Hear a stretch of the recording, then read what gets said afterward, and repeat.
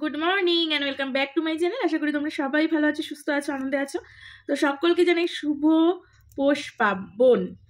তো গতকালকের ভিডিওটাই ভুল বলছিলাম, গতকালকে না, যে কন্ট্রোভার্সি ভিডিওটা দিয়েছিলাম সেটাতে ভুল বলেছিলাম, মানে মাঘী পূর্ণিমা বলে ফেলেছিলাম। তো তার জন্য আমি ক্ষমা প্রার্থী, কেননা কোথা থেকে মাঘী পূর্ণিমা চলে এসেছিলো আমি নিজেই বুঝতে পারলাম না। ভিডিওটা যেহেতু আপলোড করে দিয়েছি আর ডিলিট করার মতো না, আর টাইম পাইনি। তো যাই হোক, এই দেখো রসুন ছুলতে ছুলতে, আজকে হলো সানডে, আর সানডে মানেই রসুনের একটা ব্যাপার থাকে, মানে অন্যান্য দিন আমাদের বৃহস্পতিবার থাকে ব্যাপারটা, মানে মাংস টাংস সমস্ত কিছু করার। আর এই আজকে হলো রবিবার, আজকে হলো ছুটি পেয়েছে আমার পতি দেবতা, তো তার জন্য তিনি এনে দিয়েছেন মাংস। আর আমাদের অলরেডি খোলা পোড়া মানে খোলা মানে যেটাকে বলে তো ওটা পোড়ানো হয়ে গেছে, মানে পিঠের যে খোলাটা সেটা পোড়ানো হয়ে গেছে, কেননা এটাই নিয়ম যে আগের দিন করতে হয়।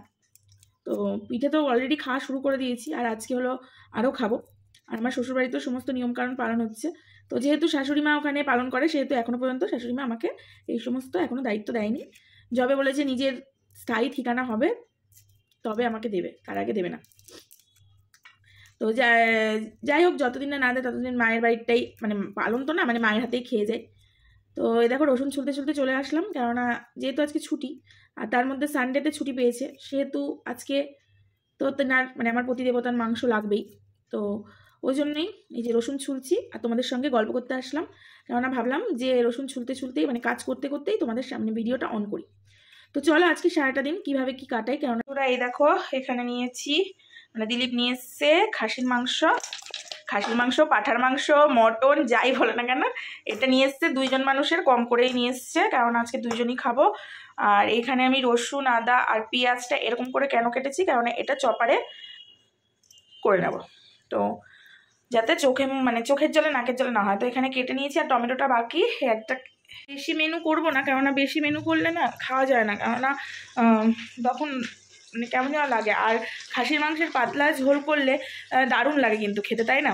তো খাসির মাংসের ইচ্ছা আছে পাতলা ঝোলটাই করব। আর এখানে জল ভরতে দিয়েছি, ওই যে গঙ্গার জল ওখানে ভরছে, এটা আমি জাস্ট রান্নার কাজেই ব্যবহার করি। তো ওটা ভরতে ভরতে আমি তোমাদের সঙ্গে ভাবলাম একটুখানি কথা বলে নিই, মানে আপডেটটা দিয়ে নিই যে রান্নাবান্না। তো একদম রান্নাবান্না করার পরই তোমাদের সামনে আসছি কথা বলতে, কেননা ঘড়িতে বেজে গেছে 12টা। বললাম না আজকে সকালবেলা যেহেতু লেট করে হাজব্যান্ড উঠেছে আর আমারও লেট হয়ে গেছে, আর অ্যালার্জি ট্যাবলেট খাচ্ছি বলে আমিও ঘুমাচ্ছি, আমার ছেলেও ঘুমাচ্ছে অ্যালার্জির ট্যাবলেট খেয়ে। আর গতকাল রাত্রিবেলা ছেলে একটু বমি করেছে কাঁচতে কাঁচতে। তো আছি সেই নিয়েই করছি। আর এই দেখো এখন দেখছি এখানে টক দই রেখে গেছে, যে টক দই। আর গতকালকে ঠাকুরের এই যে ফুল আর ফল ছিল না, সেগুলো এনে দিয়ে গেছে। জানি না আজকে কখন স্নান পুজো হবে, দেখা যাক। চলো পরে আসছি আর তোমাদের সঙ্গে কথা বলি। তো এখানে দেখো ভাতের জলটা চাপিয়ে নিই, জলটা গরম হওয়া অবধি ওয়েট করবো। এখনো গ্যাসটা জ্বালাইনি, জলটা দিয়ে গ্যাসটা জ্বালাবো।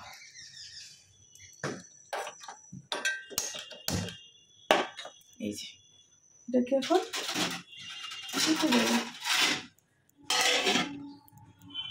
বন্ধুরা এখানে প্রেশার কুকারটা নিয়ে নিলাম, আর প্রথমে মাংসটা সিদ্ধ করে নেবো।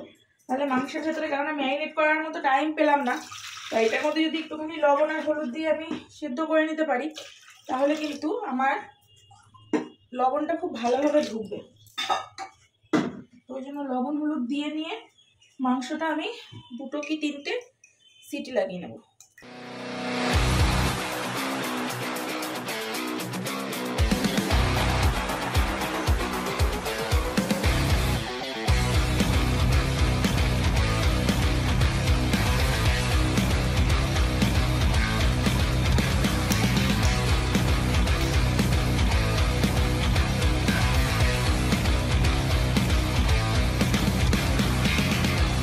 বন্ধুরা আমি প্রেশারটা সিমে বসিয়ে একদম সিটি দিতে নিলাম, তাহলে আমার নুনটা ভালো মতো ঢুকবে। আর এখানে শিলপাটায় আমি রসুন আর আদাটাকে বেটে নেবো, কেননা আমি শিলপাটাতেই করি। তোমরা এর আগের ব্লগেও দেখেছো যে আমি সবসময় শিলপাটাতেই মানে পেস্ট করি, মানে বাটি। এটাতে আমাদের হাতের কবজির জোরও থাকে। আর মিক্সি মেশিনটা খুব মানে তাড়াহুড়ো না থাকলে মিক্সি মেশিনটা খুব একটা ব্যবহার করি না। তো চলো এখন বেটে কষে নিই, মশলাপাতিগুলো এদিকে রেডি করে নিই সেদ্ধ হতে হতে।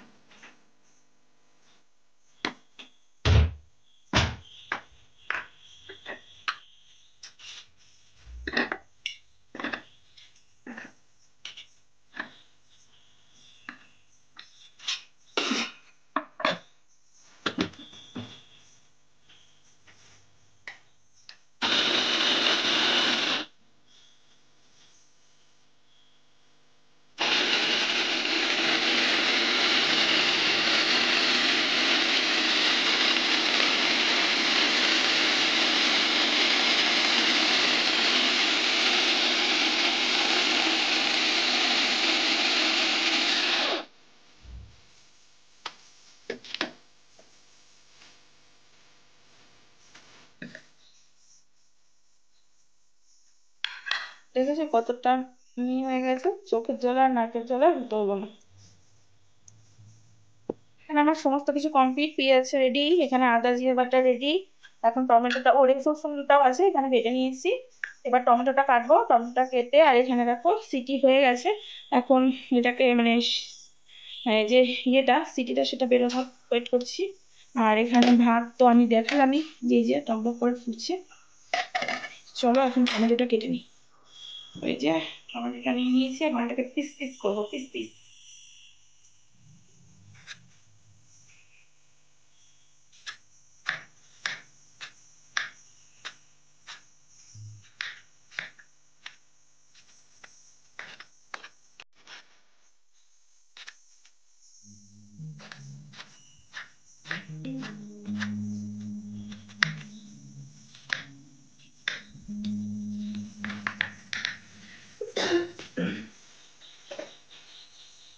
দেখো এখানে আমার মাংস কষানো হয়ে গেছে প্রায়।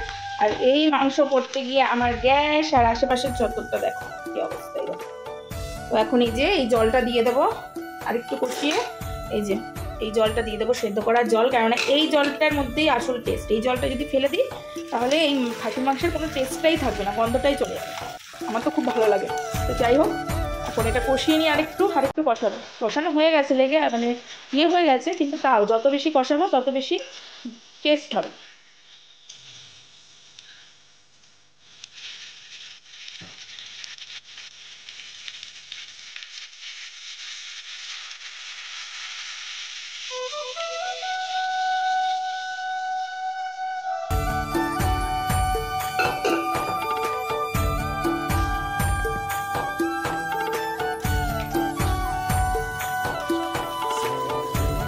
আর বন্ধুরা, আমাদের ক্যামেরা ধরার মতো কেউ নেই, এই স্ট্যান্ডে রেখে আর এইভাবেই আমাদের কিন্তু ভিডিও করতে হয়। কেননা হাজব্যান্ডের যেহেতু অফিস, তো সারাদিন ও আমাদের পেছনও ঘুরতে পারবে না, তো আমাদের এইরকম কষ্ট করেই কিন্তু আমাদের কিন্তু ভিডিওগুলো করতে হয়।